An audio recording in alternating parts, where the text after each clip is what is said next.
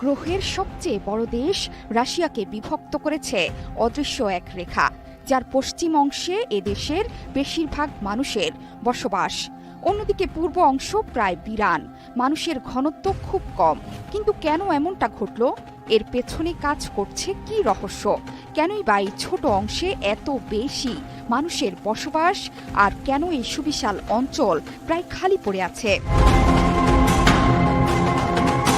রাশিয়ার মোট আয়তন প্রায় 1.7 কোটি বর্গ কিলোমিটার। এটি ইউরোপ এবং এশিয়া মহাদেশের বিশাল অংশ জুড়ে বিস্তৃত। রাশিয়া 11টি টাইম জোনে বিভক্ত। তবে এই বিশাল আয়তন সত্ত্বেও দেশের জনসংখ্যা অসামঞ্জস্যপূর্ণভাবে বিভক্ত। এখানকার মোট জনসংখ্যা মাত্র 14 কোটি, অথচ বাংলাদেশ আয়তনে এর 118 গুণ ছোট দেশ হওয়া সত্ত্বেও বাংলাদেশের জনসংখ্যা রাশিয়ার চেয়েও বেশি। রাশিয়ার জনসংখ্যার গ্রাফ একটু গভীরভাবে পর্যবেক্ষণ করলে দেখা যায় এর 80% জনসংখ্যাই অদৃশ্য রহস্যময় লাইনের পশ্চিমে বসবাস করে। বিপরীতে মাত্র 20% মানুষ এই লাইনের পূর্ব দিকের সুবিশাল অঞ্চল জুড়ে ছড়িয়ে ছিটিয়ে বসবাস করে। এই জনসংখ্যার বিভাজনের মূল কারণ রাশিয়ার ভূগোল। উরাল পর্বতমালা দেশটিকে দুটি অঞ্চলে ভাগ করে। রাশিয়ার উত্তরাঞ্চলে তুন্দ্রা অঞ্চল অবস্থিত।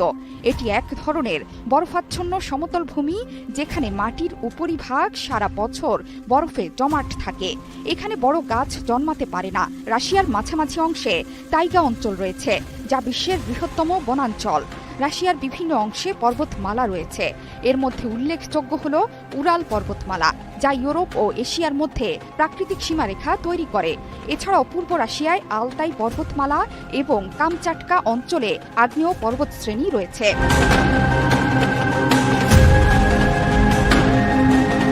এছাড়াও পূর্বে বিশাল এলাকা জুড়ে সাইবেরিয়া অঞ্চল রয়েছে। এখানকার শীতকাল অত্যন্ত কঠিন এবং তাপমাত্রা -60 ডিগ্রি সেলসিয়াস পর্যন্ত নেমে যেতে পারে। সাইবেরিয়ার একটি বড় অংশ পার্মাফ্রস্ট দ্বারা আচ্ছাদিত। এটি এমন একটি অবস্থা যেখানে মাটি বছরের পর বছর বরফে জমাট থাকে। পার্মাফ্রস্ট এলাকায় নির্মাণ কাজ এবং অবকাঠামো গড়ে তোলা খুবই কঠিন। এছাড়াও এখানকার মাটি খুব অনুর্বর, তাই কৃষিকাজ এক প্রকার অসম্ভব। সাইবেরিয়া প্রায় তীব্র তুষারঝড় এবং অন্যান্য শীতকালীন দুর্যোগের সম্মুখীন হয়। এটি মানুষের জীবন এবং পরিবেশকে আরও বিপদগ্রস্ত করে তোলে। সাইবেরিয়ার বিশাল এলাকা জনবসতিহীন। অনেক জায়গায় যোগাযোগের পর্যাপ্ত ব্যবস্থা নেই। রাস্তা, রেলপথ বা অন্যান্য পরিবহন ব্যবস্থার অভাব মানুষের জীবনযাত্রাকে আরও কঠিন করে তোলে। তবে সাইবেরিয়া সম্পদে সমৃদ্ধ। এখান থেকে তেল, গ্যাস, কয়লা এবং খনিজ পদার্থ সংগ্রহ করা হয়। অন্যদিকে পশ্চিম অংশে ভলগা নদী বেশিরভাগ মানুষের জীবন ধারণে সহায়ক, যেখানে উপযুক্ত আবহাওয়া এবং উর্বর কৃষিজমি রয়েছে, যা চাষাবাদ এবং বসতির জন্য আদর্শ। এখানে মস্কো, সেন্ট পিটার্সবার্গের মতো বড় বড় শহর রয়েছে, যেগুলো রাশিয়ার অর্থনীতি, প্রশাসন এবং শিক্ষার কেন্দ্রবিন্দু। পশ্চিম রাশিয়া ঐতিহাসিক এবং কৌশলগত দিক থেকে সবসময় অগ্রগণ্য। ইউরোপের সাথে ভৌগোলিক কারণে নিকটবর্তী হওয়ায় এখানে বাণিজ্য এবং কূটনীতির বিকাশ হয়েছে। তবে রাশিয়ার নিরাপত্তার জন্য সবসময় গুরুত্বপূর্ণ সেই বিরান পূর্বাঞ্চল। কয়েকশো বছর ধরে রাশিয়ায় আক্রমণকারী বাইরের শত্রুরা থেমে গেছে পূর্বের বিরূপ আবহাওয়ার কারণে। এই সময় এসেও পুতিনের রাশিয়ায় ফারিস্ট ব্যবহৃত হয় সামরিক নানা পরীক্ষা নিরীক্ষার কাজে। এটি অনেকটা রাশিয়ার প্রাকৃতিক রক্ষা কবচ হিসেবে কাজ করে।